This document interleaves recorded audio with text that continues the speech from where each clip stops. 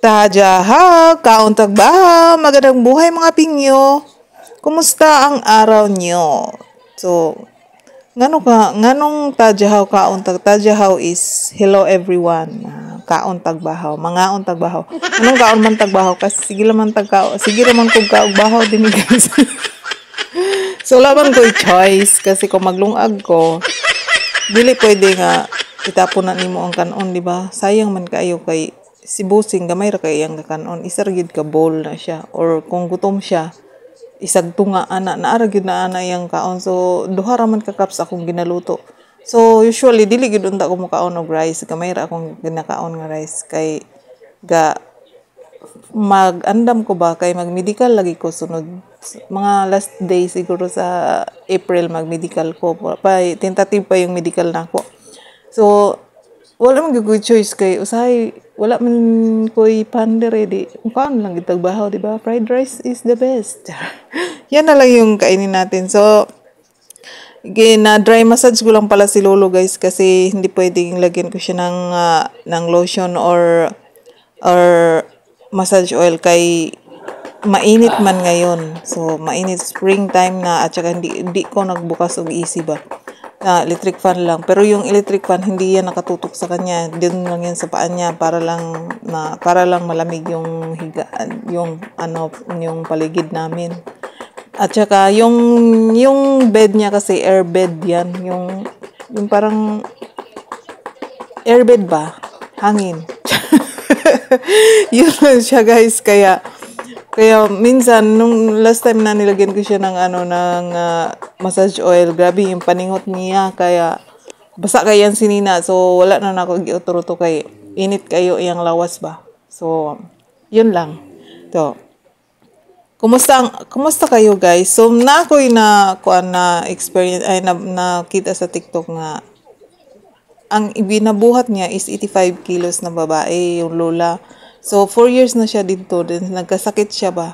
So, sabi niya, dapat aware daw tayo nga kanang kita mga caregiver unsaon pag Kasi, wala lang niya nabalaan siguro ang technique. So, sabagay, nakakapagod naman talaga.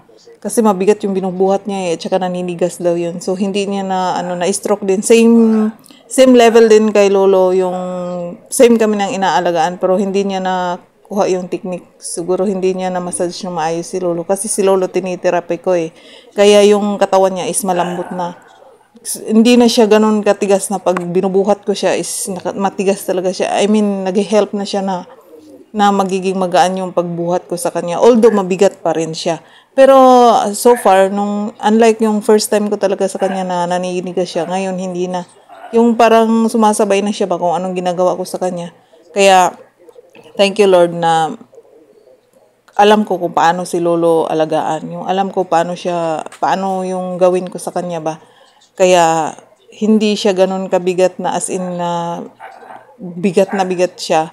Kasi nga malambot na yung katawan niya. So yun yung pinaka first na ginawa ko talaga yung i-therapy si Lolo. Kaya ngayon, ang lambot na ng katawan niya. Kasi inaayos ko talaga yung pag-therapy sa kanya. So, ito lang yung routine ko sa kanya. Kailangan ko talaga siyang galawin para yung may activity yung katawan niya. At saka, lagi talagang bloated si Lolo. Kahit anong gawin ko na yung pagkain, ililes ko talaga yung pagkain, not oily. Pero siguro sa condition niya na nakahiga lang, yun yung siguro nagko-cause ng bloated sa kanya. Yun. Kaya uncomfortable siya. Kaya sometimes, kung hindi ko lalagyan ng yung tiyan niya, yung ang tawag doon? Yung haplas ba? Hindi siya nakakatulog ng maayos. Kaya lagi yan tine-check ko pag tine-check din nila pa na bloated yung lagyan ko ng lagyan ko ng cream or haplas dayon usahay paimnon ako siya kanang para sa tiyan nga ko good herbal nila. So guys, ito nga pala yung hapunan namin at saka lunch at hapunan namin to guys. Yan.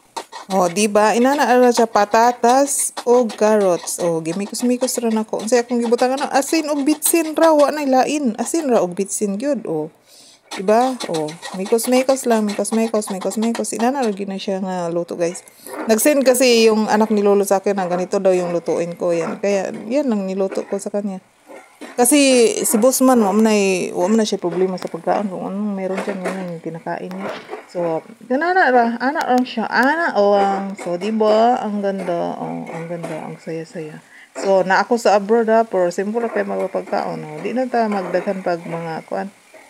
Kay ang Taiwanese kung unsa ang makatipid sila, tipid sila an sa case di ay sa ako adin ni kinahanglan jud na ay gulay. Bisag unsa basta gulay gud. Usay gani sagbot-sagbot na lang paon ni laupan dito sa iyang farm. O sabot mga pait nga mga sagbot-sagbot. So, may sagbot nga kaon sa ato pait tayo sa. Pero di kaon siya, may kaon bala siya diha basta luto lang nako siya kaon pa siya giha. At sunod na ko nga lutuon is ang unsa man ni akong lutuon ha. Nagdala day siya og kanang murag longganisa ba? Murag longganisa nga longganisa ba tawag na but say tawag nila ana diri. Nagdala siya kana luto mi tagsa mi. Oro pud na akong lutuon siya. Kaon pud na siya. Tagsa lang mi ka longganisa. Di ba ina nakatipid? Di na tayong maraming pagkain. Iyan, sunod na ko nga lutoon. Hapit siya masunog. Muntik masunog.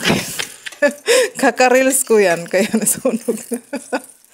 Bito, gabidyo-bidyo man ko guys na nasunog man noon giahak.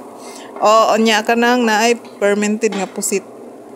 Lami kani siya ganahan kay kung kaunani ba namday pwede namday nani nga gagmay kay ba gignan ako sila pan nga di pa man makaunoy gag baby man kay na siya nga. Pagtilaw na ko lami hindi siya fermented asin siya ba mo siya ginamos bitaw nga kuan nga version pero kanang lami kay siya inanaon ra siya gisa-gisa ra.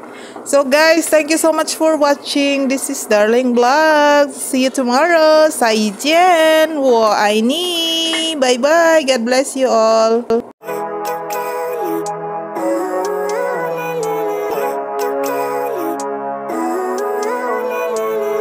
Living life, everyday, late at night, not okay.